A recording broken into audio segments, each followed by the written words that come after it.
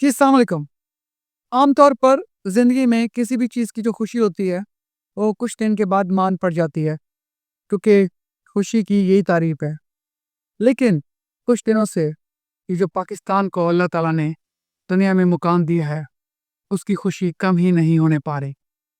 अगर आपको याद हो, कुछ दिन पहले मैंने व्लॉग में बताया था कि जब हम कैपिटल हिल पर गए 2023 में, तो एक बहुत ही अहम शख्सियत ने बताया कि हम लोग इंडिया के हवाले से तहफ़्फ़ुज़ात का शिकार हैं और आप अपने मुल्क पाकिस्तान के ही पीछे पड़े हो। ज़रा देखें मेरा ये व्लॉग का सेक्शन। उस वक़्त हेल्पर में भी इमरान खान को फ्री करने के लिए ही किया था। यानी कि फ्री तो ख़ैर उस वक़्त वो था ही कि जो इमरान खान को निकाला गया है, गलत निकाला गया है। लेकिन उस वक़्त एक बहुत ही अहम कांग्रेसमैन वो मुझे अलग लेके गया। तो उन्होंने कहा कि आप क्या काम कर रहे हैं?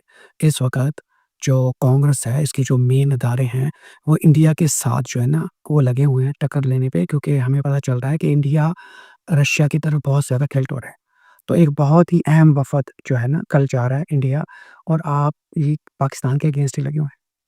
जैसे कि मैंने आपको बता दिया था कि इंडिया के साथ अमेरिका के वो ताल्लुकात नहीं हैं जो नज़र आ रहे हैं, और हमें बजाय इसके कि हम अपने मुल्क पाकिस्तान के ख़िलाफ़ ही कांग्रेस से लेटर लिखवा दे रहे हैं, हमें अमेरिका के साथ ताल्लुकात बेहतर करने पर तवज्जो देनी चाहिए।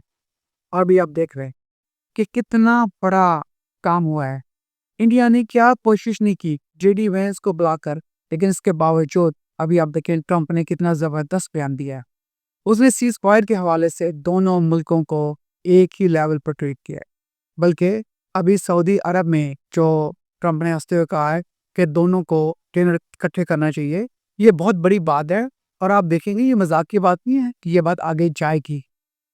तो मेरे दोस्तों, पाकिस्तान को ये मुकाम दहाइयों के बाद करें। कितने अरसे से हम एक अजीब सी एहसास कमतरी का शिकार थे, एक कॉम्प्लेक्स का शिकार थे।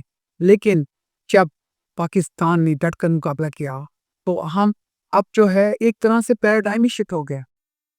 अच्छा, अगर आप कभी पुरानी फिल्मों में देखते हैं कि जो हज़ारों साल पुराने गार में कभी जाते हैं, तो वहाँ एक बड़ी सी लोहे की जंजीर लगी होती है।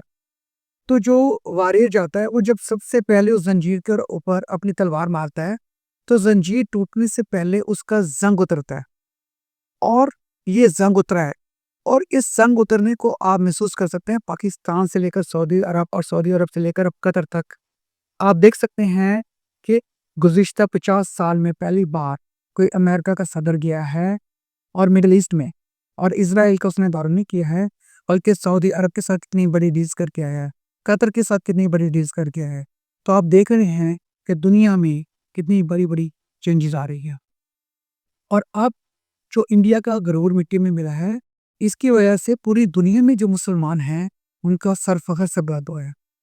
तो अगर आप देखें तो वो आमतौर पर चुप रहते थे, लेकिन इसमें जो सबसे अहम रोल ये है कि इंडिया की जो बढ़के थी, आप ये देखिए उनके जो एंकर्स या उनके लोगों के जो इतने नफ़रत अंगेज़ और इतने गरूर से पुर दावे कि हम तबाह कर देंगे, ये कर देंगे, और जनाब इसका सर चाहिए और हमें ये मिट्टी में मिला चाहिए। तो आप देखते हैं, आप किताबों में पढ़ते हैं, आप फ़िल्मों में देखते हैं, ये एक विलन है, वो कितने भी बढ़ के मारता है, लेकिन जब एंड पर हीरो आखिरी पंच मारता है, तो पूरा हाल उस हीरो के साथ होता है। तो आज पाकिस्तान वो हीरो है, और आज पूरी दुनिया वो तमाशाई है, और वो तालियाँ बजा रही है।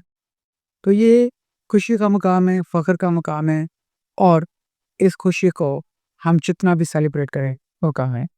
अपना ख्याल रखें।